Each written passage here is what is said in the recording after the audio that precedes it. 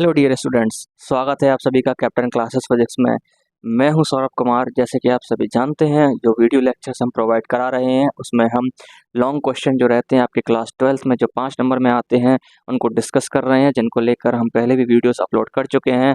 आप उनको भी देख सकते हैं और जो भी क्वेश्चन हम यहाँ पर डिस्कस करते हैं उसका लिंक आपको डिस्क्रिप्शन में मिल जाएगा, वहाँ से आप उस PDF को डाउनलोड कर सकते हैं।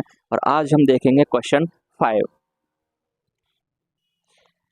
जिसमें हमारे पास है वैद्युत द्विध्रुव से क्या तात्पर्य है। किसी वैद्युत द्विध्रुव को एक समान वैद्युत क्षेत्र में संतुलन की स्थिति से थीटा से घुमाने में किए गए कार्य का सूत्र प्राप्त कीजिए। तो पहला पार्ट है हमारा वैद्युत द्विध्रुव से क्या तात्पर्य है।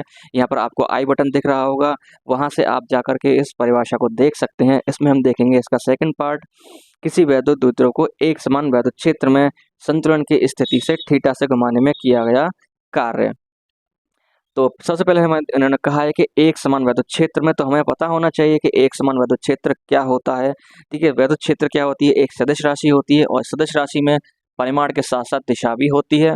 इसको हम एक वेक्टर से दर्शाते हैं। जो वेक्टर की लंबाई होती है वो हमारे इसके सदिश के परिमाण को बताती है, और जो नुक होती है वो हमारे इसकी दिशा को दिखाती है, किस दिशा में हमारा वेक्टर जाएगा। तो इसी प्रकार से देखिए, हमने कुछ इस तरीके से समांतर रेखाएं खींच रखी हैं जो कि एक ही दिशा में जा रही हैं और इनकी लंबाइयां भी लगभग समान है और इनके बीच की दूरी भी लगभग सब जगह कैसी होनी चाहिए, समान होनी चाहिए।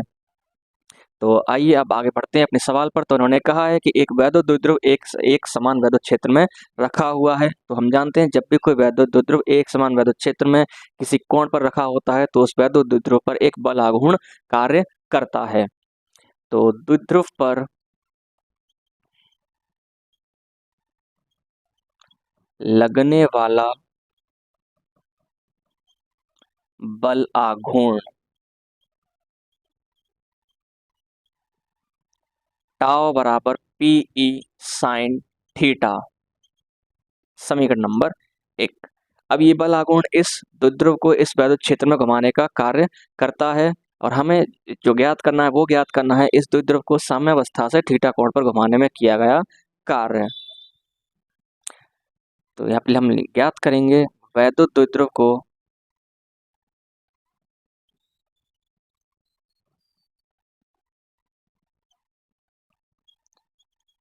वैद्युत द्विध्रुव को घुमाने में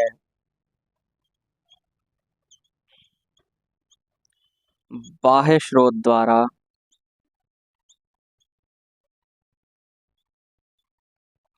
किया गया कार्य।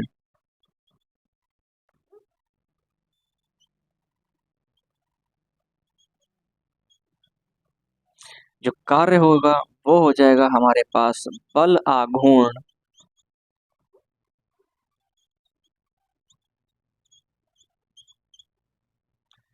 आघूर्ण इंटू कोणीय विस्थापन।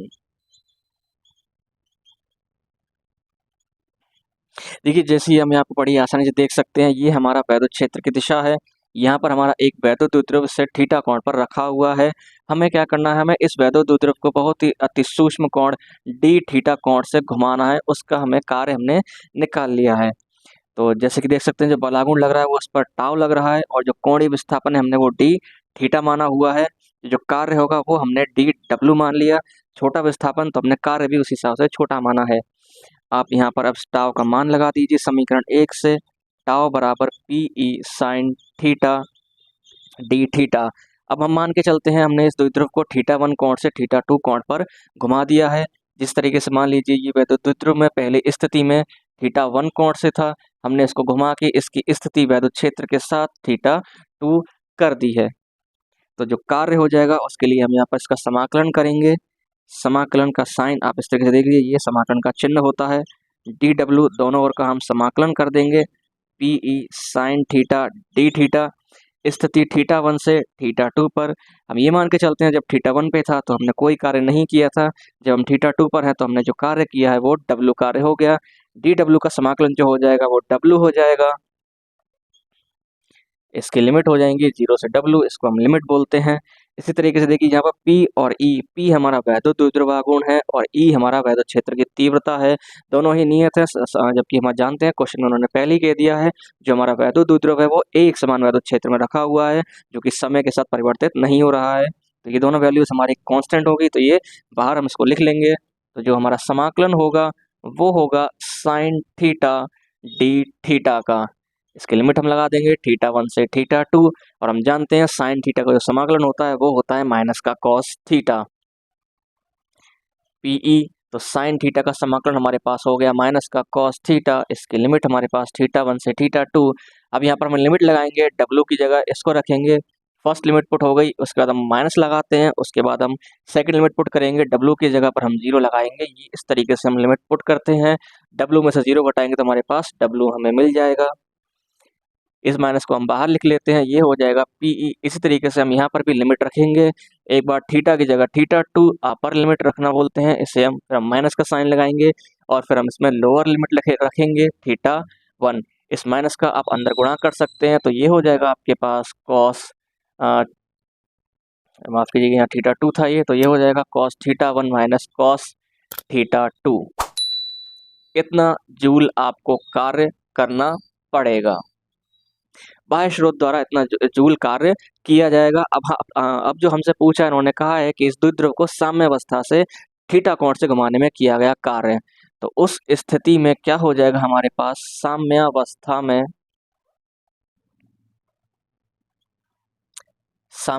में हमारे पास θ1 का मान 0 हो जाएगा, यानी जो हमारा द्विध्रुव है वो वैद्युत क्षेत्र की दिशा में हो जाएगा, यानी हमारा वैद्युत द्विध्रुव आघूर्ण और वैद्युत क्षेत्र एक ही दिशा में हो जाएंगे। जब दो वेक्टर एक दूसरे के समांतर होते हैं तो उनके मध्य जो कोण होता है वो 0 डिग्री का होता है।